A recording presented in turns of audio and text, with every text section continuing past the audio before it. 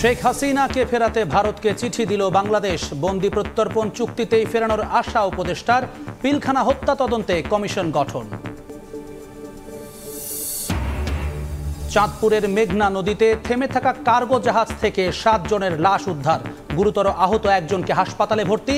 ডাকাতের হামলা বলে ধারণা পুলিশের। রূপপুর প্রকল্প থেকে প্রায় 4 বিলিয়ন পাউন্ড আত্মসাতে সহায়তার অভিযোগ। যুক্তরাজ্যে টিউলিপ সিদ্দিককে জিজ্ঞাসাবাদ, অভিযোগ অস্বীকার। বিএনপির 15 বছরের লড়াইয়ের কারণেই শেখ হাসিনাকে বিদায় দিতে পেরেছে ছাত্র জনতা। ঠাকুরগাঁওয়ে মির্জা ফখরুল। বছরখানেক সময় পেলে সংস্কার কাজ শেষ করার আশা আইন উপদেষ্টার। এবং জুলাই বিপ্লবে গুলিবিদ্ধ হয়ে 4 মাস পর মৃত্যুর কাছে হার মানলেন কিশোর আরাফাত। কেন্দ্রীয় শহীদ মিনারে জানাজা। গণহত্যা ও গুম খুনের বিচার করতে প্রতিজ্ঞাবদ্ধ সরকার।